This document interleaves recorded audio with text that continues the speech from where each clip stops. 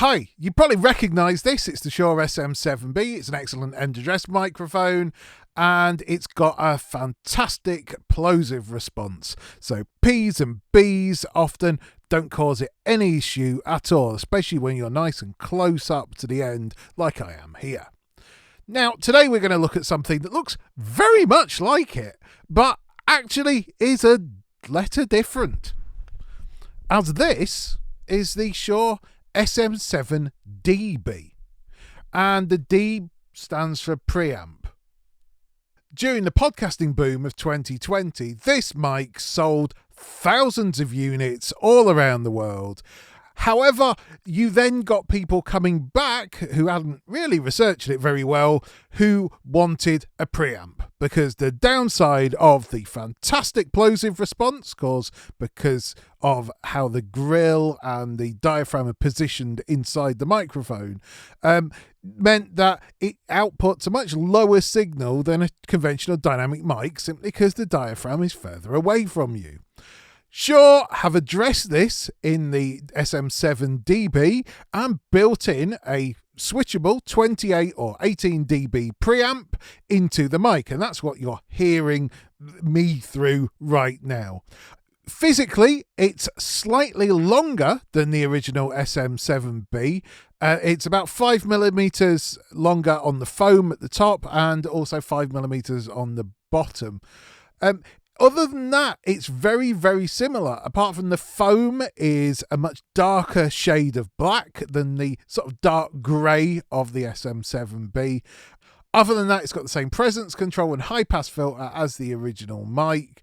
And also, you can run this without the preamp, so it will just run in traditional passive mode. But is there a difference in sound? Well, I've wired my traditional SM7b up with a SE Dynamite stick, providing 28 dB of clean gain, and also the SM7 DB, which is set in preamp mode with 28 dBs of gain. So let's start off. I'm going to do straight on into the microphone because that's where the best sound with a SM7b is. Never go into the side and hit it at 45 degrees because unlike every other type of mic, that actually causes more popping than hitting it straight on. 1, 2, 3, 4, 5, 6, 7, 8, 9, 10. 1, 2, 3, 4, 5, 6, 7, 8, 9, 10. Peter Parker picked a peck of pickled peppers. Peter Parker picked a peck of pickled peppers. Spidey senses are tingling. My spidey senses are tingling. My spidey senses are tingling. My spidey senses are tingling. So, what did you think? Did you prefer one over the other? I thought it was pretty close to the sound of an SM7b with the 28 dB SE Dynamite Stick preamp, and this is the Shure SM7 DB, all neatly in one package. I love the fact that you can turn the preamp off if you've got a really lovely mic pre and use it as a conventional SM7B. If you've watched the channel for a while, you might remember the MV7 and how I use the RK345 pop filter from the SM7B to improve its plosive response. Well, with the new version of the SM7 DB, unfortunately, it's changed the tooling very slightly. It's about 1 millimeter wider inside the pop filter, and that means it doesn't fit the MV7 or the MV7X quite as tightly as the previous one did. However, I've come up with a little hack that will help you out if you want to use the new RK345B pop filter with a MV7 or an MV7X, and that is an elastic band.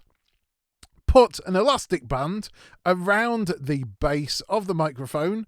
You pop the RK345 on, then it fits beautifully and tightly, and I can wave that about and it's not going to move anywhere. The other change is that there's a second filter that's in the box with the SM7 DB, and that's the bigger one. Now, On the first version, using the SM7, the one from the SM7b, the original one, this was far too big.